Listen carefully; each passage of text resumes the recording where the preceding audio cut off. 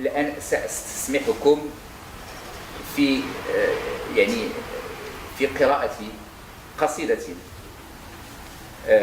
قلتها في حق صديقي ما شاء الله سيد الحاج محمد الصديقي رحمه الله. أرجيكم اللي حنا هنا في الدورة ديالو. هذا السيد النبيل أنا كنت عرفته وجالسته وكان السيد الحاج متفكر معنا.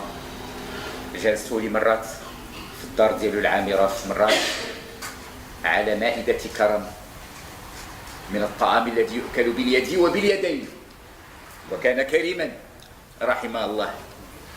وكان أجمل ما في هذه اللقاءات أنه ما كان يدور على مائدة الغداء. كان سيدي محمد رياض رحمه الله كان كيحضر ياك نعم سيدي، كان سيدي محمد بن المحجوب، سيدي عبد اللطيف التباع رحمه الله، يعني المحافظ ديال الضريح العباسي، وكان ايضا سيدي محمد رحمه الله يعني كانت عنده اشارات مهمه جدا. كانت له معرفه برجال الحياه وبحياه الرجال، وبالتالي كنا يعني نستفيد من هذه الحقيقه. كانت تحفه لم يكن فقط يعني اجتماعا على الطعام بقدر ما هو اجتماع على المعرفه ولا العلم. وبالتالي يعني رحمه الله. نعم ثانوي هذا هو سيدي محمد رياض كذلك، يعني مسائل ما شاء الله. هذه المسائل تبارك الله ما شاء الله ونعم ويرحم الوالد. والله كأن أراك فكأنما أراك رحم الله بالابتسامة ما شاء الله. قلت يعني هي ليست قصيدة البركة وخلاص، ولكن هي ذوب مشاعر وعواطف. أسميتها مرثية الصدوق. الحاج محمد رحمه الله لم يكن يكثر الكلام، وحينما يتكلم يكون صادقا في كلامه، فسميته هي مرثية الصدوق، وكان مقلا في الكلام.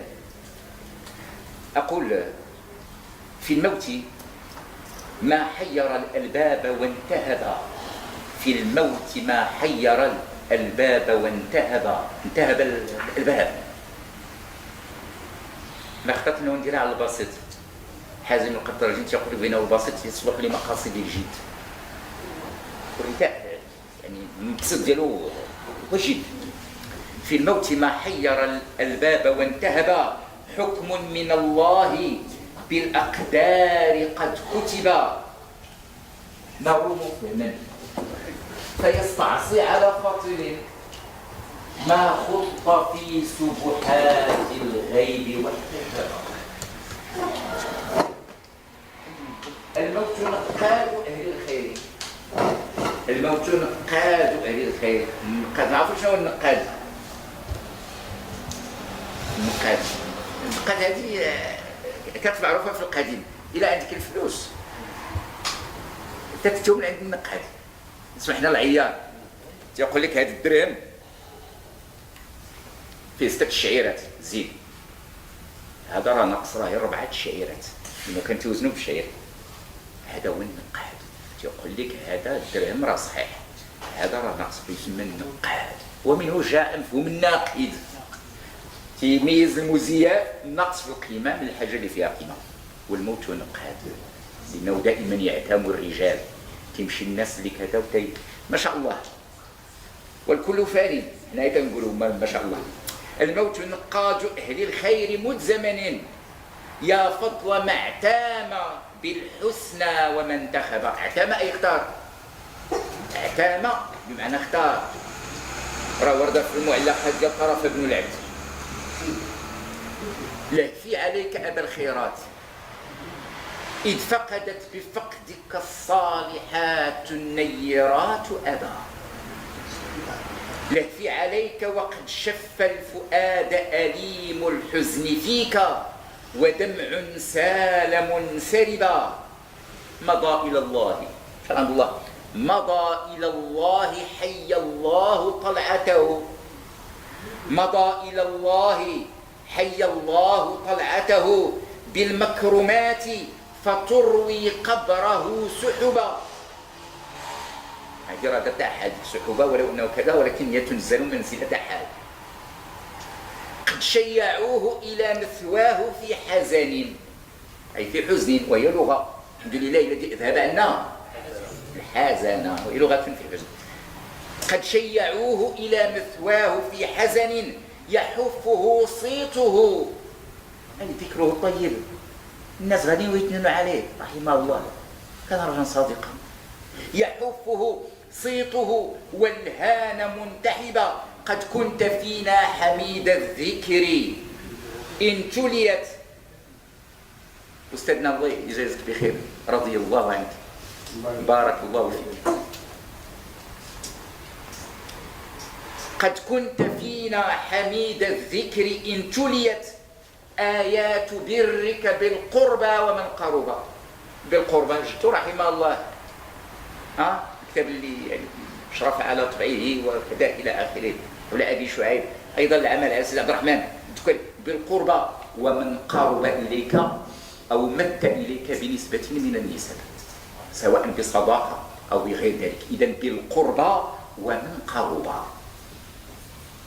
اش قال المتنبي؟ وأدني إلى القربى المقربة نفسه، قرب لي تقرب لك، ومت إليك بصلة. مهوى فؤادك أهل الله تألفهم، ما كاينش شي مجمع ديال الخير الحاج محمد تيدخل فيه. مهوى فؤادك أهل الله تألفهم ويألفونك. كان محب في درقة ومحب في تيجانيين، محب في كل ما كان شي طائفة الحاج محمد رحمه الله. تألفهم ويألفونك خلا صادقا حدبا، تصفو مشاربهم شتى، كلهم النسبة ديالو، وكلهم من رسول الله منتسبون. رشفا من البحر أو غرفا من البحر أو رشفا من الديم، هو رشفا من الديم. تصفو مشاربهم شتى وأنت لهم نعم المعين. المعين نعم المعين صفا والمجتنى عذبا. يختلفون ولكن كلهم يتفقون في محبته وفي إكرامه وفي إجلاله رحمه الله. يهنيك أي هنيئا لك، يهنيك بعثك ذكرا قد تخلد من أبي شعيب كتاب، وشكرا يجتلى أدبا في الديوان ديال سيدي عبد الرحمن.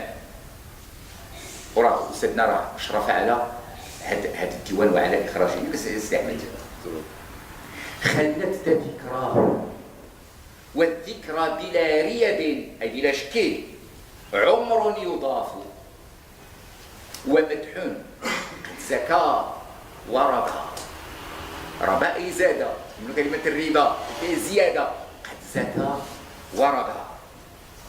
كذا الوفاء، هكذا يكون الوفاء. كذا الوفاء لخيم، الخيم في اللغة العربية هو الأصل، أي الوفاء للأصل.